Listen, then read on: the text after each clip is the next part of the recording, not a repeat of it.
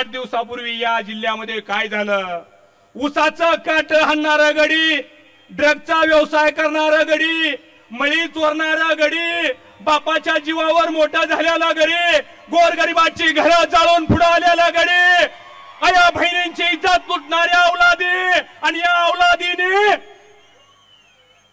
सांगलीमध्ये थया थया नाचायला लागले. त्यांना कळलं बेट्यानो, ती बारामतीचं काय तरण्यापणी म्हातार झालेलं. तुला मत किती, आमच्या नेत्याला मत किती, तुला छटाकभर मतान ती पोस्टल मतात बेट्या तू आलाय. 40,000च्या मतांच्या फरकानं आलेल्याच्या नादाला तू लागू नये. मला या ठिकाणी बिरोबाच्या साक्षीनं सांगायचंय, बिरोबा जागृत आहे का नाही? बिरोबा जागृत असेल तर सगळ्यांनी हात वर करा. बिरोबा जागृत आहे का नाही?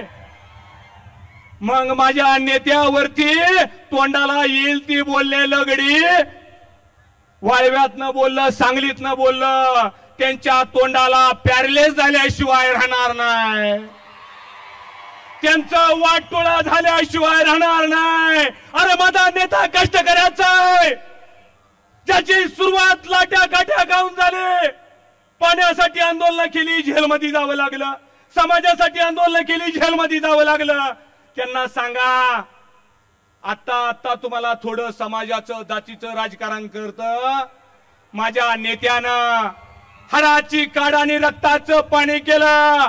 टेंबूची योजना या मानदेशाच्या पट्ट्याला मिळावी म्हणून 6 महिना जेल भोगलं. विचारा या साक्षीनं, बिरोबाच्या साक्षीनं. अरे खोट्या गुन्ह्यामध्ये तुम्ही आत टाकलं, पण माझ्या जनतेनं मनावरती घेतलं. माझा नेता पराभवाला खाचला नाही.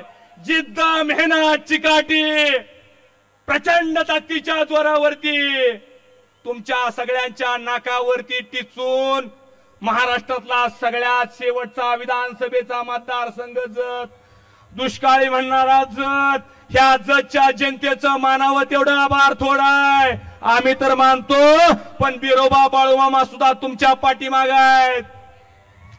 एक बहुजनाचं पोरगा 40,000 मताच्या फरकानं या महाराष्ट्रामध्ये येतं काय?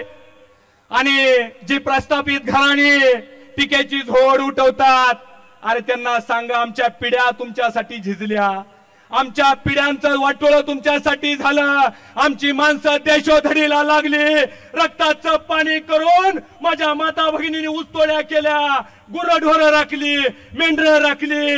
दिवस तुम्ही चांगला आलो, तुम्ही कारखानदार झाला, तुम्ही वतनदार झाला, तुम्ही जागीरदार झाला, आणि आमच्या पिढ्यांनी फक्त मतं दिली.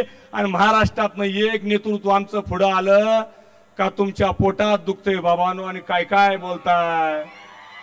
पण तुम्हाला सांगतो, या महाराष्ट्रामध्ये बैलगाडीला बंदी होती. या महाराष्ट्रात सरकारच्या आदेशाला ठुकारून गोवंश वाचला पाहिजे म्हणून जाऱ्याच्या माळावरती पहिली बैलगाडी पळवणारा आणि त्याच घडवणारा कोण असेल तर गोपीचंदजी पडळकर साहेब आहेत मित्रांनो. अरे एमपीसीच्या विद्यार्थ्यांना न्याय मिळावा म्हणून आज तहसीलदार झाले, प्रांत झाले, बीडीओ झाले. पुण्यामध्ये भर रस्त्यावरती झोपून सरकारला नाकी नवाडण्याचं काम उकणी केलं.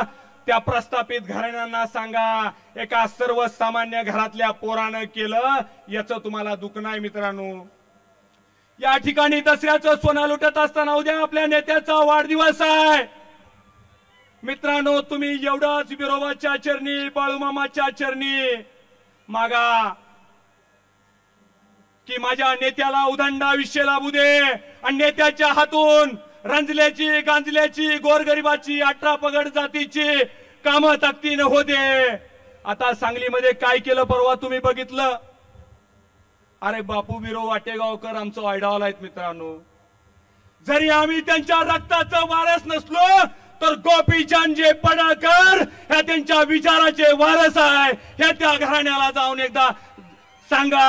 आणि मित्रांनो, बिरोबाला, बाळूमामाला एवढीच प्रार्थना करा की या नेत्याला उदंड आयुष्याच्या अनंत शुभेच्छा देऊन तुम्हा सगळ्याला दसऱ्याच्या गोड शुभेच्छा देतो आणि या ठिकाणी थांबतो.